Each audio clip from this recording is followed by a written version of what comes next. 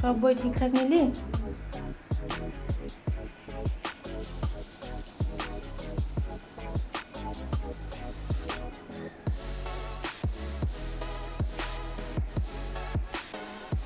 সব স্কুলের বই ঠিকঠাক নিলি তো?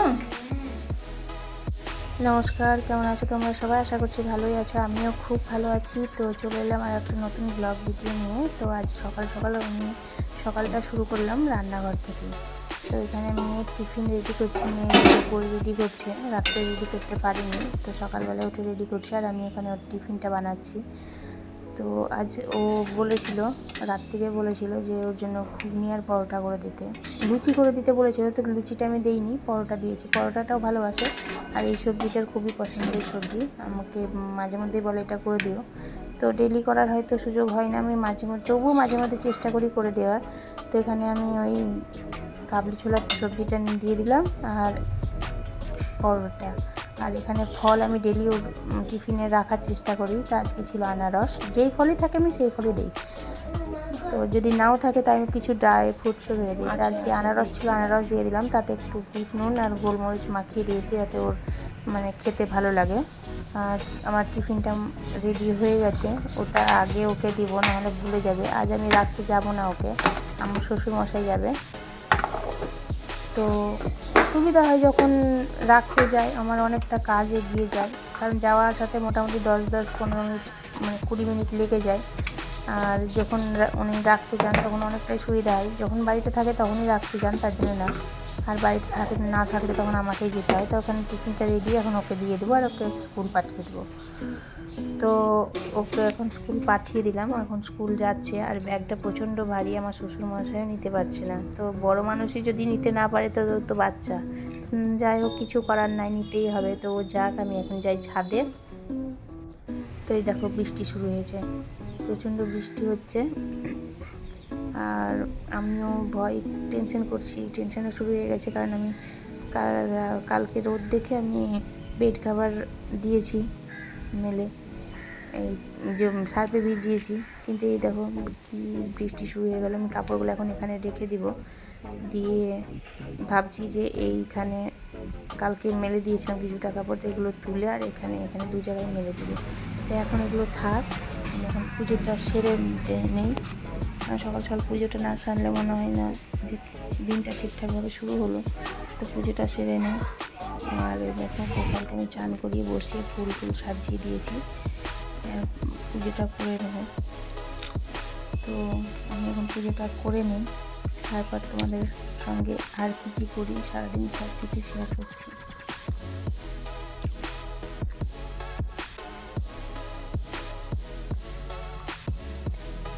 পুজো দিয়ে কমপ্লিট হয়ে গেছে। আর এখানে দেখো আমি কাপড়টা মেলে দিয়েছি, তারপরে দেখো কাণ্ড, এই দেখো এখানেও মেলে দিয়েছি। আর এই দেখো বৃষ্টি থেমে গেছে আর হালকা হালকা রোদ। আর যেই আমি রোদ দেখেছি সেই সব কাপড়কে তুলে আবার বালতিতে জড়ো করেছি। তো এখন যাবো ছাদে মেলতে। আর দেখো কেমন ছাদে ঝলমলে রোদ উঠেছে। তো যাই হোক, বাড়ির বউরা একটু বর্ষার সময় রোদ পাগল হয়ে থাকে, কারণ রোদ হলেই কাপড় টাপড় শুকাবে। তা আমি কাপড়কে দেখো মেলে দিয়েছি, আর একটু হাওয়াতে যাই হোক শুকাবে। ফরফরা হলেও ধরো জলটা ঝরে গেলেও একটা গন্ধটা চলে যাবে, একটা বর্ষার সময় একটা গন্ধ করে। তো এগুলো শুকাক, আমি চলে যাই রান্নাঘরে আজকে কী করবো তা তোমাদের সাথে শেয়ার করি। তো এই দেখো আমি সবজি কেটে নিয়েছি, আর বেশি কিছু করবো না। তো এখানে দেখো কলা কেটে নিয়েছি, আর এখানে আলুটাকে কেটে নিয়েছি, কড়াইও বসে দিয়েছি। আর দেখো কলাটাকে প্রেসারে সিটি মারবো, আলুটাও সিটি মারবো, আর তার সঙ্গে মশলা রেডি করে দিয়েছি। আর কলার কোপ্তার জন্য এখানে কাঁচারি ডালও ভিজিয়ে দিয়েছি। আর এটা হচ্ছে, জানি না কে কে খেয়েছো, তবে এটা আমার প্রচণ্ড ভালো লাগে। এটা আমি একটা রিলেটিভ বাড়িতে খেয়েছি, এটা কলার চুকা বটে। যে এটা বেটে সিদ্ধ করবো, করে বেটে তোমাদের সাথে দেখাবো কী করে করি। তো চলো সবজিগুলো আমি এখন সিটি মেরে নিই প্রেসারে। তো দেখো ভেবেছিলাম যে আলু দিয়ে দেবো, কিন্তু আলু দেইনি, কারণ কালো হয়ে যাবে বলে। তো কলার চুকাটা আর কলাটাকে একসঙ্গে সিটি মেরে নিয়েছি। এখানে খেসারির ডালটাও ভিজিয়ে বেটে রেখে দিয়েছি, আর এখানে যেটা মশলা দেবো সেই মশলাটাও রেডি করে রেখে দিয়েছি। তো এখানে কলার এবার আলুটা আমি দেবো, একসাথে দেইনি কালো হয়ে যাবে বলে। তো এটাকে তুলে নিয়ে তখন আলুটা আবার প্রেসারে সিটি মারবো। তো এই দেখো এখানে আলুটা পরিষ্কার করে রেখে দিয়েছি, আর এই কলাটা তুলে এখন খেসারি ডালের সঙ্গে চটকে মেখে নেবো। এখানে দিয়েছি লবণ, হলুদ আর একটু জোয়ান দিয়ে এবার মেখে নেব। আর এখানে কলার চোখাটাকে আমি বাটার জন্য মিক্সার গ্রাইন্ডারের মধ্যে রেখেছি। আর এই দেখো আলুটা সিদ্ধ করতে দিয়েছি, আর এটাকে এখন চটকে নেব। তো আমার এখানে মোটামুটিভাবে এটা কলা চোখাটা বাটা কমপ্লিট। এখানে কোপ্তাটাও রেডি হয়েছে, এখন শুধু জাস্ট তেলে ছাড়ার পালা। তেলে ছেড়ে এটাকে ভেজে নেব। আর এই সবজিটা আমার বর খেতে খুব ভালোবাসে। যখনই ও মানে সবজি করে আনে আর কলাটা আনে, আমাকে মানে ওটা আগে বলবে যে এটার কোপ্তা বানাবো। তো আমিও তাই করি, কারণ যখন খেতে চাই ভালোবাসে তাই করে দিতে খেতে চাই। তো আমি ওটা আজ এটাই করবো শুধু, আর কিছু করব না। আর যেহেতু দিনে মা আর মেয়ে দুজনে, আর আমার মেয়েও ভালোবাসে। যাই হোক, এটা খুব একটা বেশি ভালো না বাসলেও আমি যদি খাইয়ে দিই তাহলে খেয়ে নেবে, সেজন্য চিন্তা নাই। তো এটা ভেজে রেডি করে নেবো। আর আমার মেয়েকে ভাতের সঙ্গে এটা বড়াটাই ভাজা দেবো। তরকারিটা খুব একটা ভালোবাসে না, তবে বড়া ভাজাটাই ভালোবাসে। তো এই দেখো কথা বলতে বলতে আমার কোপ্তাটা রেডি হয়ে গেছে। আর এখানে আমি তেলটা দিয়ে দিয়েছি, কারণ কলারটা এবার কলার যে চুকাটা বেটে রেখেছি সেটাকে করব। তো যেটা কোপ্তার জন্য মশলা সেটাকে আমি আলাদা করে নিলাম। আর এটা এখন কলার চুকাটার জন্য একটু জিরা, একটু লঙ্কা আর একটু সর্ষে দিয়ে দিয়েছি।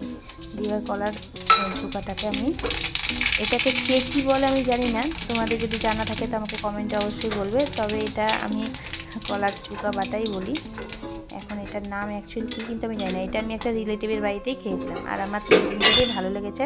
আর আমি এখন প্রায়ই করি, যখনই কোপ্তা করি তো আমি চুকাটাকে ফেলি না, এইটাই করি।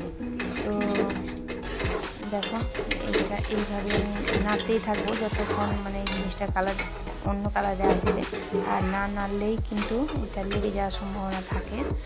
তো এই দেখো ফটফট করে, তো এই টাইমটা একটু সাবধানে থাকতে হয়, কারণ গায়ে ছিটে যায় মাঝে মধ্যে।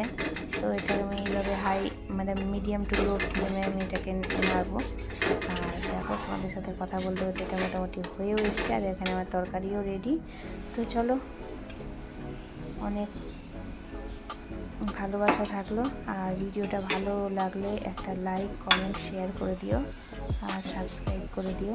দেখো তরকারির কালারটা কত সুন্দর হয়েছে, তাই না? তো আজকের মতো টাটা, বাই, দেখা হবে পরের নেক্সট ব্লগে।